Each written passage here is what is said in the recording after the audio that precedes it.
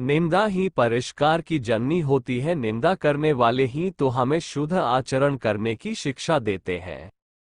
संसार में पाप और पुण्य दोनों सापेक्ष होते हैं। यहाँ न कुछ पाप है और न कुछ पुण्य, सब कुछ कर्म का ही प्रतिफल है। मित्रों, विद्या के अभाव में जनसाधारण भ्रांतिपूर्ण एवं निराधार बातों को उसी प्रकार समझ लेता है जिस प्रकार हिरन मरु मरीचिका में जल का विश्वास कर लेता है और निरर्थक ही उसके पीछे दौड़ दौड़कर जान तक गंवा देता है। अज्ञान का परिणाम बड़ा ही अनर्थकारी होता है। अज्ञान के कारण ही समाज में अनेकों अंधविश्वास फैल जाते हैं। स्वार्थी लोग किस अंध परंपरा को चलाकर जनता में ये भय उत्पन्न कर देते हैं कि यदि वे उक्त परंपरा अथवा प्रथा को नहीं मानेंगे तो उन्हें पाप लगेगा, जिसके फलस्वरूप उन्हें लोक में अनर्थ और परलोक में दुर्गति का भागी बनना पड़ेगा। अज्ञानी लोग भय से प्रीति होने के सिद्धांतानुसार उक्त प्रथा परंपरा में विश्वास एवं आस्था करने लगते हैं और तब उसकी हानि को देखते हुए भी अज्ञान एवं आशंका के कारण उसे छोड़ने को तैयार नहीं होते। तारानकन मनुष्य आंखों देखी हानि अथवा संकट से उतना नहीं डरते जितना कि अनागत आशंका से। अज्ञानजन्य भ्रम जंजाल में फंसे मनुष्य दीन दुखी रहना स्वाभाविक ही है।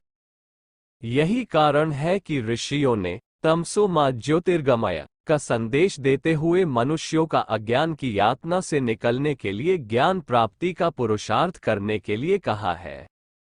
भारत का आध्यात्म दर्शन ज्ञान प्राप्ति के उपायों का प्रतिपादक है। अज्ञानी व्यक्ति को शास्त्रकारों ने अंधे की उपमा दी है।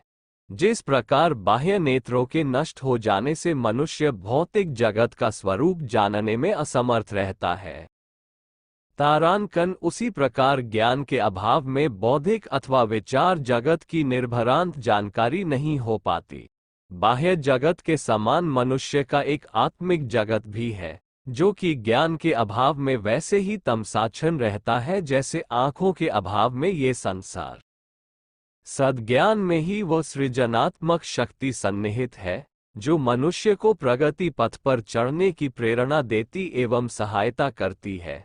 इसलिए उन्नति के आकांक्षी व्यक्ति को सत्साहित्य के माध्यम एवं सत्संग के द्वारा सदा स्वयं को सद्विचारों से समृद्ध करते रहना चाहिए, ताकि वह उसकी सृजनात्मक शक्ति के सहारे उत्कर्ष की ऊंची मंजिलें पार करता चला जाए।